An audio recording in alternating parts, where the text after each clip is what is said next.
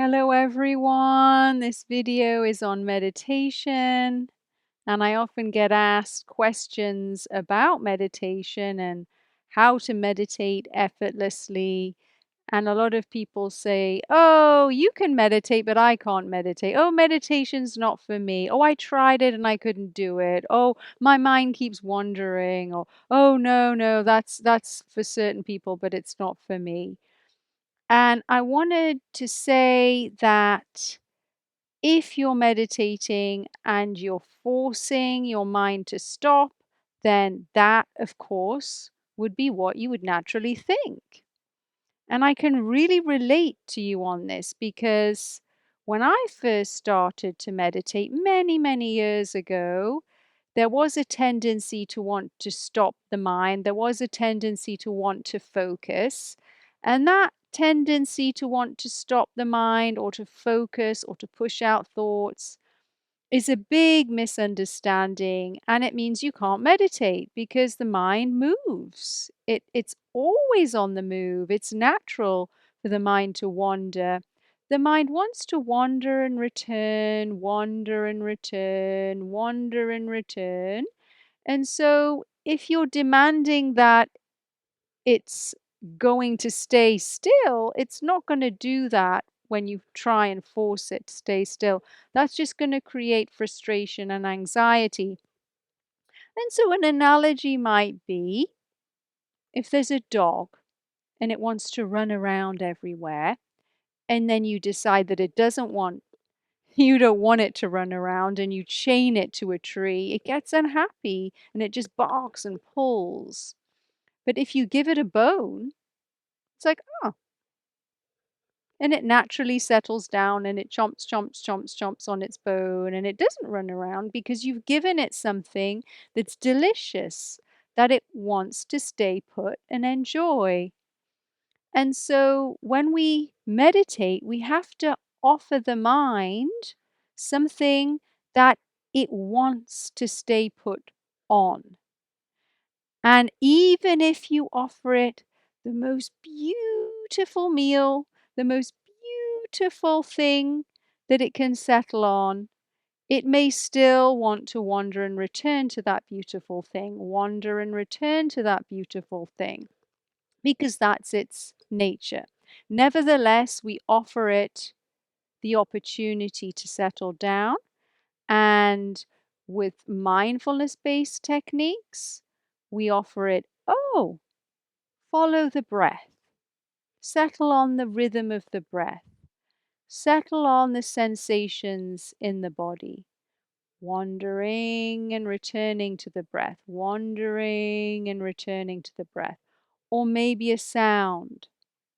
Wandering, listening to the sounds in the atmosphere and returning to a thought, and then wandering and listening to the sounds in the atmosphere, and then, oh, wondering, oh, I think I'm going to go for a drive later on and meet that person, coming back to the sounds, wondering, what are we going to eat when we're out for dinner? I think I'll have pasta, coming back to the sounds.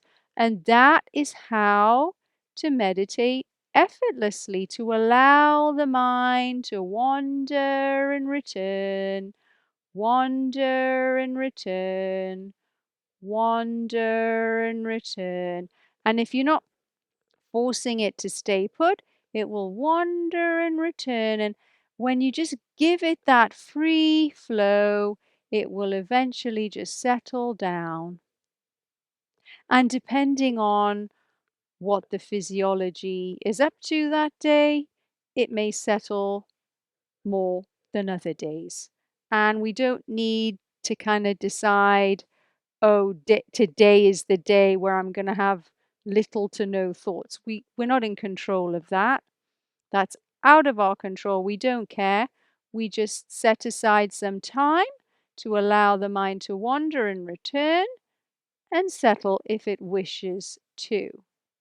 Now, there are certain technologies out there that the mind just loves. If it was a dog, it would be the juiciest bone that there was out there. And those are sometimes ignited mantras and other technologies. And what they do is they give the mind something delicious to return back to. And also, those technologies really traverse the deeper realms of stillness. Like a weight, they go down into those deeper levels quite rapidly. And so, whenever the mind wanders, it's returning to it, and that is at a deeper level. So, it gets pulled down into those deeper levels. So, if you imagine an ocean and you imagine throwing a weight into the ocean, and the weight goes down to the bottom of the ocean, and that weight, let's say it's a mantra that's ignited. Every time you're wandering and then you're returning to that weight, it's at a deeper level, and so you're pulled down, you wander and you pull down, and it's kind of like, I call it like an elevator down to the depths of stillness. And so those ignited mantras, and I'll do another video on ignited mantras, those ignited mantras can really act as a tool to pull you down, to help you move beyond the body and transcend the body and get into very deep, deep, deep states of meditation. And so, for those of you who find it difficult, they may wish to try something which has some technology attached to it. So, for me, I started off doing the mindfulness based techniques, and they worked and they were great. And then I noticed, oh, if I use the ignited mantras, down I go. And it's up to you, and you can experiment yourself to see what works for you. Some people, they can do the mindfulness based techniques, just focusing, or I won't say focusing, just settling on the breath, settling on sound, settling on sensations, whatever it might be, or just the stillness. And down they go, and they're very peaceful. Other people, they may need or wish to have something with a bit of oomph behind it. And India has a lot of oomphy techniques that you can experiment with. The one that has come to the West and it's been studied by science is the transcendental meditation, the TM. So that's available for you. You don't have to go to the Himalayas and meet a yogi and spend 20 years before you get a mantra that enables you to transcend. You can just go down to your local TM center and get one. Aren't you lucky? This is how high the vibe is today that we can do that. That wouldn't have happened before. You would have to have served a guru for 20 years and then been given it. But now it's available. So we are so lucky. And it's designed to be effortless. So if you feel that you can't meditate, I highly recommend you try that if it resonates with you. And we have the tendency to want to push. And so if we're set and we really, really are set on pushing, and some of us are set on pushing, it's just the way that living in modern society is. It's designed for us to push. We feel that if we're not working, then we're not going to succeed. If we're not pushing hard enough, then it won't be a success.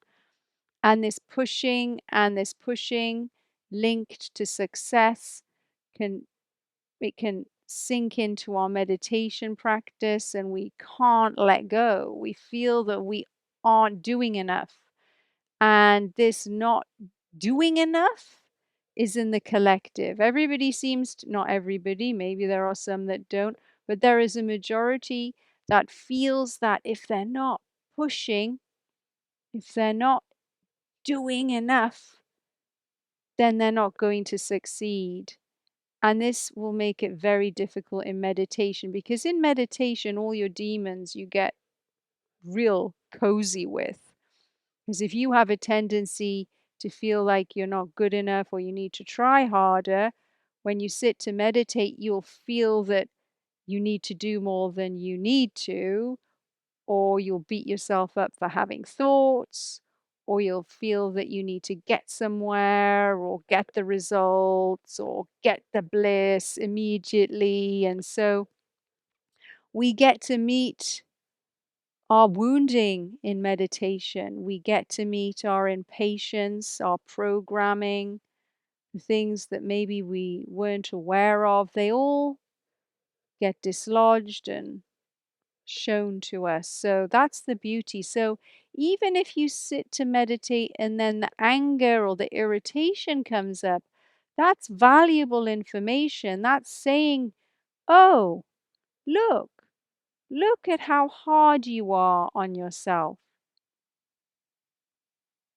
Wouldn't it be nice to just let that impatience go? Wouldn't it be nice to just let the pushing go? Wouldn't it be nice to practice a new way of being where you're very gentle and kind with yourself, where you don't judge your thoughts, whatever they might be, positive, negative, neutral, doesn't matter.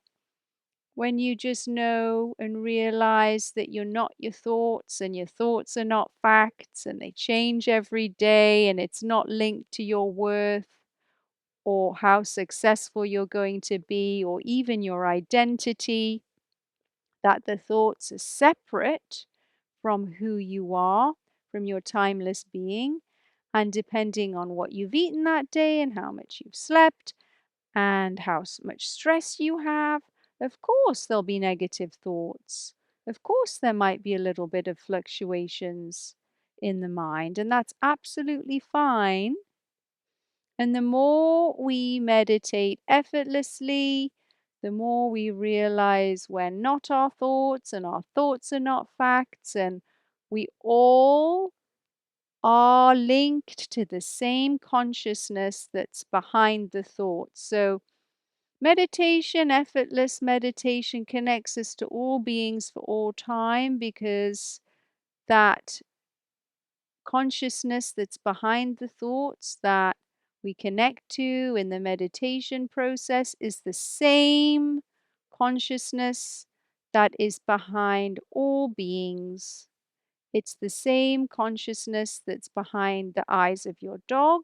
It's the same consciousness that's behind the eyes of your newborn child. It's the same consciousness that's behind a person at the other side of the world. It's the same consciousness that's behind the eyes of an ant. It's the same consciousness that's made the bench, that's in the clothes, that the consciousness is all there is. Everything's made out of consciousness. So when we meditate, we realize what we're made of, the fundamental ingredient that is in everything. And that's very valuable to know. It's a returning home. And you can't return home with effort. You can't get back to who you are with effort. You can only return back to who you are with no effort, with letting go. And why is that? Well, that's because it doesn't take any effort to be yourself. So your fundamental being and your fundamental nature and the pure bliss consciousness that you are, there's an isness to that. There's nowhere to go really to get to it. It's behind everything. It can be masked or appear to be masked by stress, but you can't push or make an effort to get to it. If you do that, you're going into a cerebral realm. You're not going into your being. You're not going into the space where it exists. You're moving off and out. Yes, that's also made of consciousness too, but to really understand yourself at a deep level, there has to be effortlessness. And so for people who write in and say they can't meditate, that's kind of like saying I can't reconnect to myself. And if you feel that you can't reconnect to yourself, it's because you're making an effort when you are yourself. There's no effort to being yourself. And so really meditation is about effortlessness. It's about removing anything that gets in the way of effortlessness. And so if we want to meditate, we simply remove any impediments to effortlessness. That can be impatience, that can be judgment, that can be pushing, that can be irritation, that can be anger.